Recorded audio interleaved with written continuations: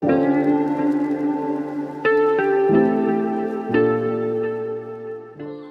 to the Embellish Podcast, where we like to talk about stories. We like to explore how embellishment makes a story better, how it allows us to connect more deeply with both the person telling the story and the subject of the story. Together, we will explore people, products, and places that have a story to tell. We'll navigate through the truths, half-truths, and outright lies, and decide if the truthiness even matters.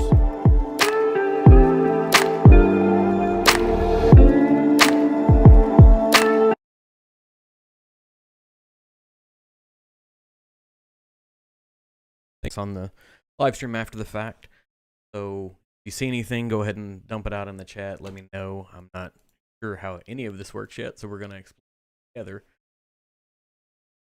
I wanted to take an opportunity tonight to sit down and talk about the Kentucky Bourbon Festival, which I just got back from Thursday night, Friday night, and Saturday night. Down, I guess, up in Bardstown, experiencing the event. The first year that they've done the event like this, and I think there was a lot of good things, a lot of bad things, and we'll talk about that. Before we even get into the event itself was facing an uphill battle to begin with. There's a significant change in how they are bringing the event to you on a regular basis. Historically, they've boasted something like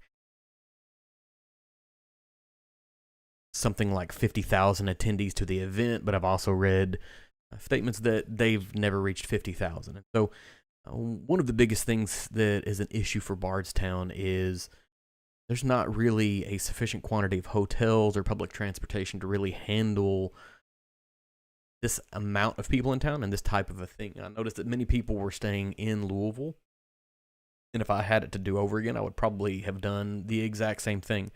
There was some sort of an indication that there was going to be a shuttle, folks staying in Louisville to the event, and Louisville has a lot more public transportation, a lot more food, a lot more opportunity to do things that are not event-centric.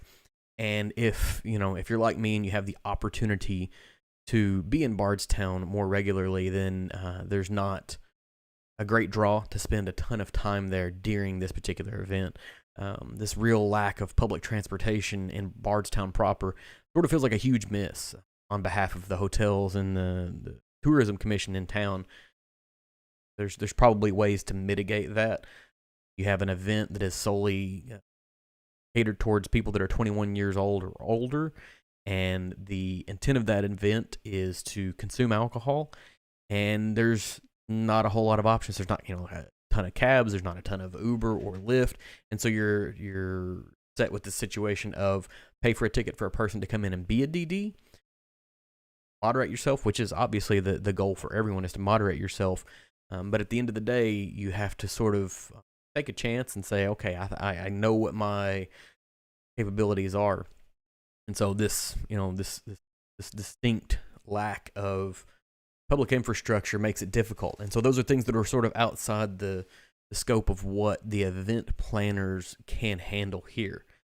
One of the other things that is, somewhat out of the scope of event handlers is there was a significant tension between this event and the community. Due to the change in the status, many of the locals felt like they were being left out of this event, that they weren't really even welcome to it. I spent a lot of time on social media looking at the different posts and the things that they were doing for the Kentucky Bourbon Festival, and you could not go on Instagram and look at a post without finding at least 3 or 4 local residents coming in there and talking about how this was an event that used to be for the town and now it's not for the town, it's for rich outsiders. And, I sort of laugh at that myself because I'm obviously not rich. Maybe I am an outsider. I am from the state of Kentucky, but I'm not from Bardstown. And I would say that there was a good quantity of people that were there that were not rich or, elite or any other thing. Just people that were paying attention on Facebook whenever they posted that out there. But those people, they have feelings, they have sentiments, and their sentiment was that they felt like there was no effort put into involving them in a unique fashion. And I've thought about this. In the past, I've worked with different types of events: music events, concert events, food events. I've even helped out in a few beer festivals. And planning events is difficult, but maybe there's some sort of a common ground in the middle where you can shift the ideas of, Wednesday and Thursday become public community events for the Bardstown area. And then you close up the event for Friday, Saturday, Sunday for the paying attendees. I know several of the distilleries had purchased, bulk of the tickets for people, and some of their employees were given those to come and participate in. So the people who were complaining about not being able to be in the event, maybe they missed something, maybe they didn't, maybe they have a legitimate complaint. But when you're making a significant, drastic change, you have two options. You can try to do it gradually, so you change it 1 year, a little bit, and a little year, and a little bit, and a little bit, or you just rip the Band-Aid off and take care of it. And I think that's the approach that they took. I don't necessarily disagree with it, as I had a good time, but those are things that are, more in long-term planning. One of the other things, parking was absolutely atrocious. There was virtually no unpaid or non-paid public parking nearby. You could park on a street side anywhere there was availability. Most of the lots ranged from $10 to $20, which is not terrible considering other events I've been to in the past. But with the lack of public transportation and the lack of unpaid public parking, we're already, several dollars deep in this situation. One of the things that was encouraging is for an event that's being held in a pandemic world, they were requiring a COVID vaccine, a negative test, or some degree of rapid testing, and they had those rapid testing set up on site. They had 2 health tents on opposite ends of the entrance. So if you were to come into the front of the event, they had a fenced off area in front of the building, doing everything, and the entrance was sort of almost in the middle, and you had a tent on one side and a tent on the other side. We were able to get your wristband that was around your vaccine, or whether you had a negative test or whether they did a rapid test for you. The problem was, whenever they managed the line to get in, one of those tents got buried behind rows and rows of people. There was only one entrance to bring in a few thousand people, and so we didn't get there as soon as it opened. Hey Robbie, I see that you're on there. Sorry, there's a delay on there. Good to see you. Thanks for showing up and enjoying this. But there was several people there in line when we got there. And one of the unique things, I guess, about how Eventbrite does things, and Eventbrite was the vendor that they used for the tickets for the event. It was really easy to go on and purchase event tickets and purchase the special speaker tickets and all of those things. It was, that was super easy. But it appeared when we got to the front, they had to enter into a different navigation screen to be able to scan the people who had multi-day tickets versus the people who had single-day tickets.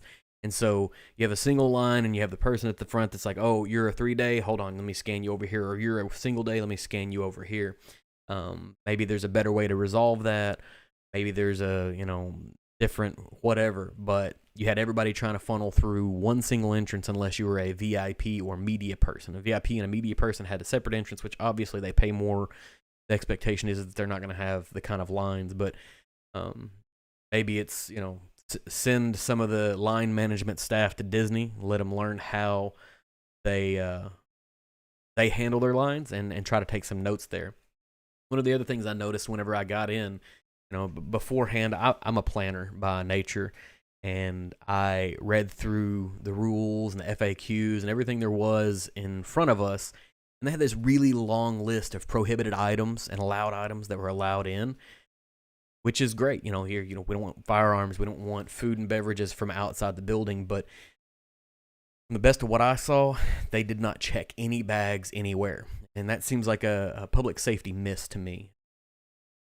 I know specifically I saw some folks were bringing in outside samples to share with each other. Some folks call that a handshake, which I don't necessarily have a problem with, but if they're not checking that, then they're also not checking for other items that might be concerned, illegal narcotics or, weapons or anything along that line. So, this big long list, things we're going to do, lines got backed up, so I assume they probably tossed those things out because they were just trying to get people inside. Now, once we got inside, we get to the first tent, which is right after the entrance, and you get handed your Glencairn and you get your challenge coin. And I will say these the Glencairns are, this is what they gave us. These are pretty nifty little glasses, and this is what you had to carry with you for most of the event.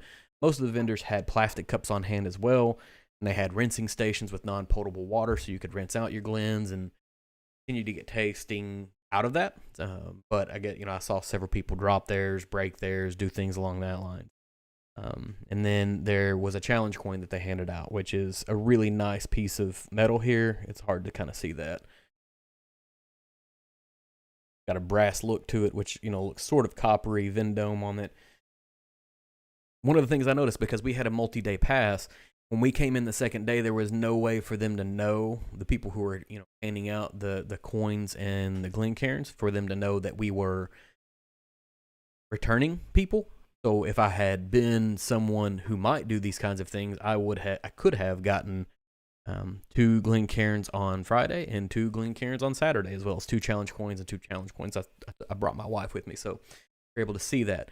In the same tent where they're handing out the Glencairns and the challenge coins, they were also handing out their drink bracelets. And so the way drinks and beverages worked, you get this, nifty little bracelet. They have one right around here. Perfect. They gave these nifty little orange bracelets that looked, I can't remember. There were different colors for different days. But these little event bracelets, and there was a little tab that you would pull off, and it had $5 marked on it, and that's how you got a single pour off of it. While the idea is really nifty, the way those things folded off, they fell off easily. Now, I found several times where I had to pick them up out of the grass to make sure I didn't lose them, and at $5 a pop, $5 a pop, you want to make sure you keep a hold of the. Thanks, Tim. I see you're out there a little bit late. I'm running over my rundown from Kentucky Bourbon Fest. I know you weren't there, and I missed an opportunity to be able to see you, but I'm planning on trying to get up there in that area. The bar setup it's taking a little bit of time, but this is where I'm getting with it. So thank you guys for being here tonight. So the bracelets, while they were really neat, they were also sort of a pain in the butt. The little tabs fell off, and it drove to this idea of pour inconsistency. And I don't mean like P-O-O-R, I mean P-O-U-R. These Glencairns, different booths would pour different volumes based off of what you were getting.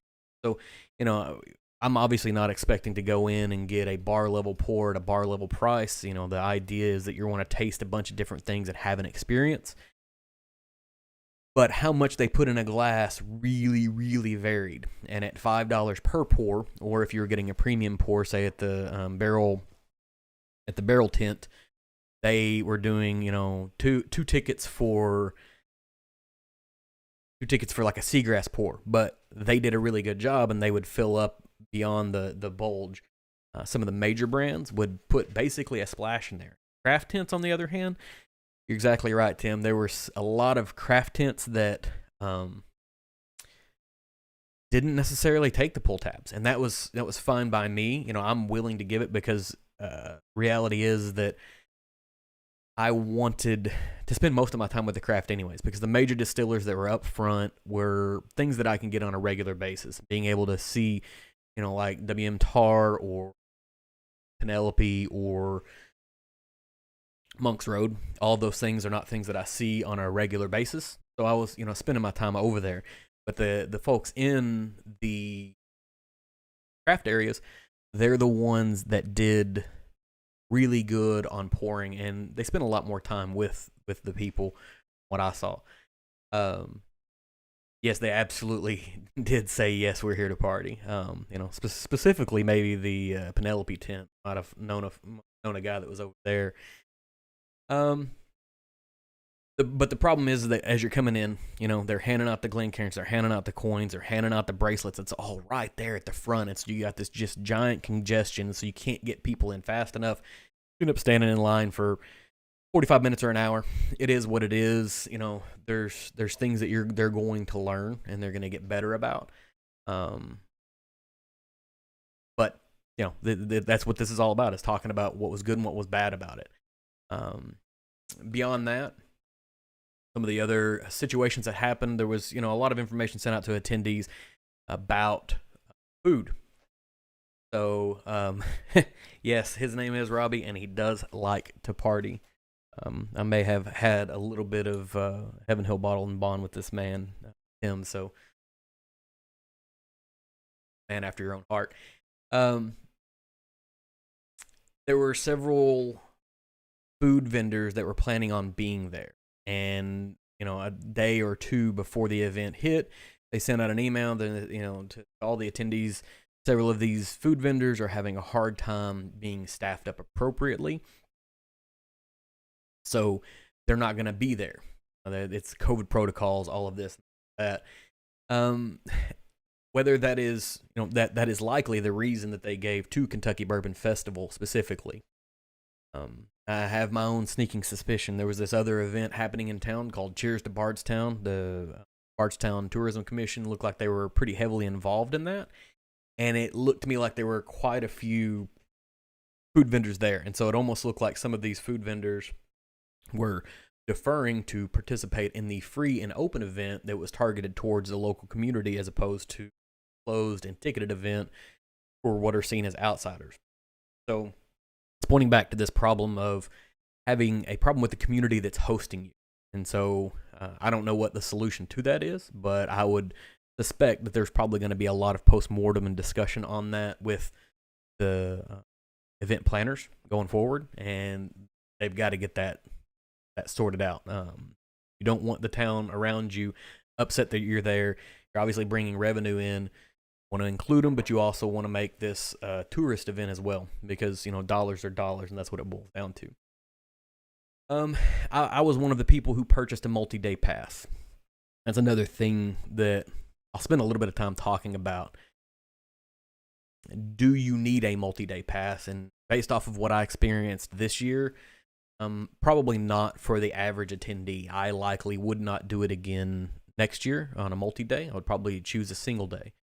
The only caveat to that is if there are 5 unique pours you're really targeting, 5 different things that you're really trying to get sip of, you're probably going to want 2 days to do.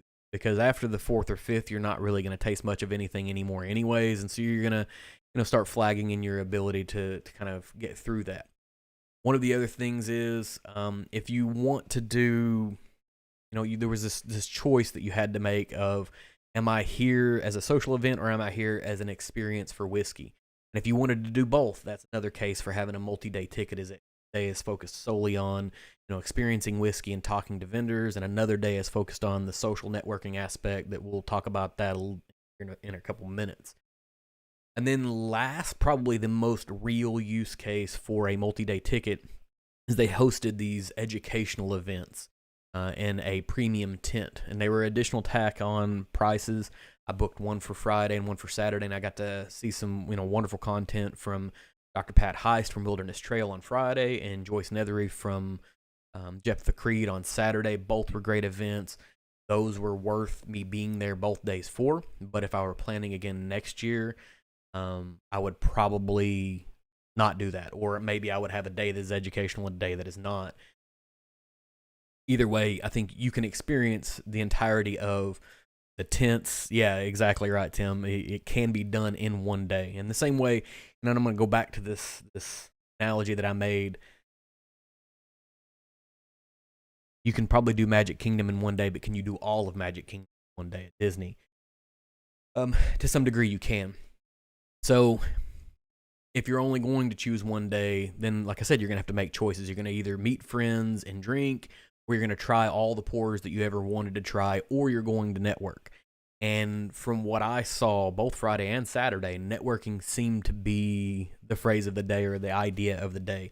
It was different groups. What was really interesting was seeing lots of social media folks, YouTube folks interacting and spending a lot of time talking to each other. It was an opportunity to sit down and meet people that probably don't get a chance to meet aside from events like this. So, you see the people from It's Bourbon Night and see Chris from the Urban Bourbonist, and got to see Jack from Hood Sommelier and Matt Bourbon Jeeper. Get to see everybody. If that's what you're going to do, that's probably what you're going to do the whole day. And you're going to be able to taste some some whiskey during that time, but whiskey becomes the second thought to the event at that point. What I really, really enjoyed seeing is that most of these social media types, where we're very much congregated in the craft section. There's a lot of reasons why they might have been congregating in the craft section. I can stipulate a lot of things, but it was great to see. I think that craft is probably one of the greatest growth opportunities within whiskey. Your big name brands, which were relatively poorly represented at the entire event. Specifically thinking about, Buffalo Trace, Heaven Hill obviously wasn't there. Buffalo Trace wasn't in anywhere besides, I think, maybe the VIP section, and didn't see much out of Brown-Forman either. So, the lack of those people's presence wasn't necessarily surprising, but it really kind of put the emphasis on there was almost twice as many craft distilleries as there were major brand distilleries, and most of what I would consider whiskey nerds were really focused on those craft distilleries. And like I said earlier, the craft guys were pouring heavy, and the major brands were not necessarily. I will say I did spend a little bit of time at the Michter's tent because they did have their toasted finished bourbon out, and I didn't know it until Saturday. I was sitting at the table talking to Jack, Hood Sommelier, and somebody else that knew him from Instagram came over, and they're like, "Oh yeah, I just came from the Michter's tent, and they're pouring toasted barrel over there." And both of us just like stopped the conversation. We're like, "All right, we're heading over there, gonna go get some of that," because I didn't expect it to be there. And you're exactly right, Tim. It was very much the whiskey nerds know what's good. See a lot of people congregating in Peerless's booth. See a lot of people congregating in Penelope's booth. Some with the Neely family. Like it was really fun to see. And most of the attendees were pretty aware of their surroundings. One of the things that is, not something for the people working the booths, not something for the event planners, but for those of you that are attending, talking to booth workers is absolutely expected. You're going to talk to them about what they're making, get some ideas from them, chit chat with them, learn something. But don't stand there for 45 minutes talking to them while there's a line standing behind you waiting to get at it. Because you're limiting that distillery's ability to share what they have with the attendees, and you're limiting other people's ability to experience what was brought forward. And so you're kind of hindering the entirety of what the focus is here. That doesn't mean don't come back. Have a quick conversation with them, 3-4 minutes, come back later when there's no line, or make it a point to catch somebody, because what I did see a lot of is that people that were working in the booths, when they would finish their shift, would step out into the audience, and now you've got a chance to talk to them. I saw Pat Heist walking around and people just stopping and chit-chatting with him about Wilderness Trail and all of those things. So, there's an opportunity to talk to them.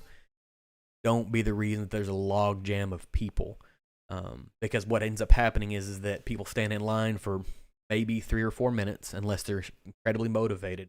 And if the people don't move, the log jam doesn't get cleared out, then they're going to move to another tent. And once again, that's great because other tents are going to get to experience them.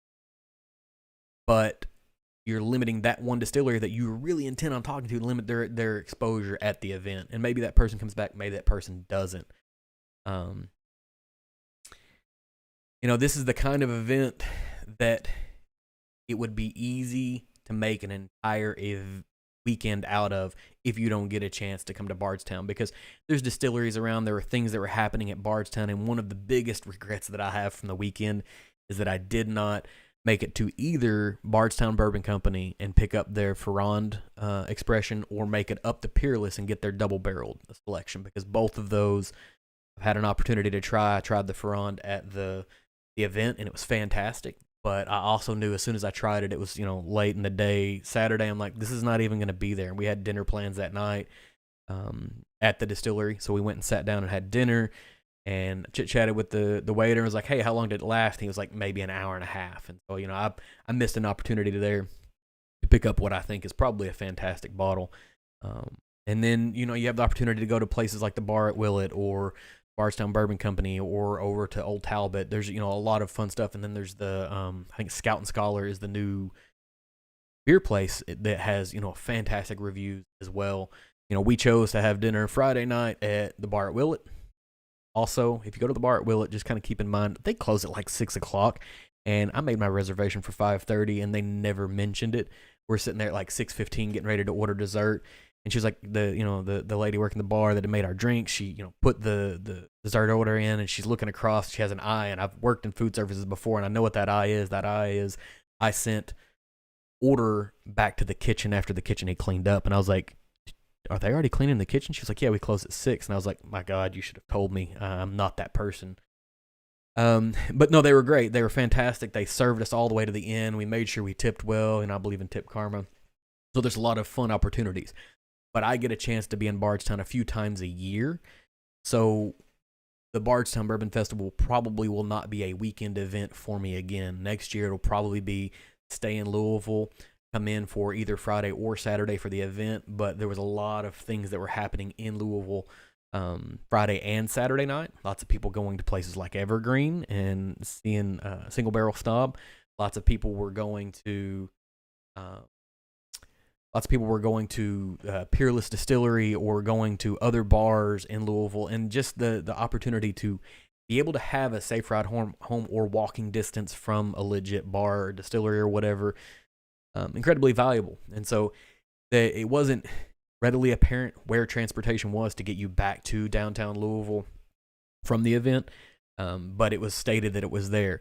And what was curious is that there was a statement that there was transportation to and from Louisville, but there was not any clear stated transportation that the hotels in Bardstown had transportation to the event, which was super curious to me. Like, if I'm a hotel, I'm probably going to want to provide that because I want those people to keep coming back and picking up their vehicles at the end of the event, as opposed to, getting a DUI and end up having to leave their cars in the parking lot or whatever else that happens to happen.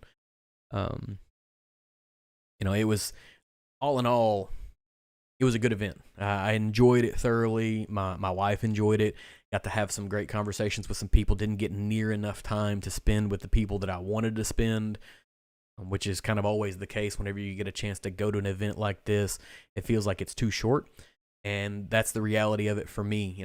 One of the other things that I think is sort of lacking for the event is, whiskey is very much a social beverage, an opportunity to have a drink, have a conversation, and mingle with people. And you're having an event that runs from 10 a.m. to 10 p.m. You probably also need to have a good place to sit down. There were maybe 8 tables to sit down at and eat right next to the food carts. There were more tables that were up by one of the bar lounge areas. There were a few chaise type chairs that were around trees, but the reality is that most people, I would suspect, probably left just because they got tired of standing, and that's a real thing. It is what it is. I know that there were some historic events that kind of got in their way. And so I'm the redeeming fact of it is there's a sense of resiliency with this event. And yeah, I think that, Tim, you're right here where it says it sort of feels like it got thrown together and that there were some things where they came up short. But I try to scope it in this idea of, number one, they decided to move forward with hosting an event in a post-pandemic world where letting people in and getting resources to stuff can be difficult. Restaurants have a hard time. Everybody has a hard time getting employees. And you're right. Yeah, I touched on this a little earlier, Tim, on the 2 food trucks. They had said that they were going to have a bunch, and then they sent an email out 2 or 3 days before that said, hey, all of our vendors are having staffing problems. We're not going to be able to have people there. And I think the reality is all of those folks moved over to the Cheers Bardstown. But see you later, man. Thanks for coming out, Tim. It was fantastic of you to show up. But back to what I'm saying. So they're having an event in a pandemic world where restrictions and ability to get things done is difficult. Probably getting volunteers is difficult because you got to have somebody who's vaccinated or a negative test or all of the things that they've kind of put in place.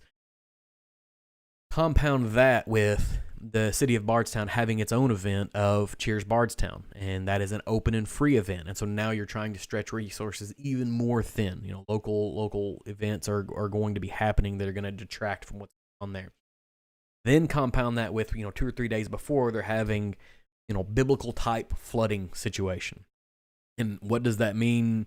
That means that some of the logistics you planned out ahead of time aren't going to work out. They're not going to have maybe some of the resources they had available to them.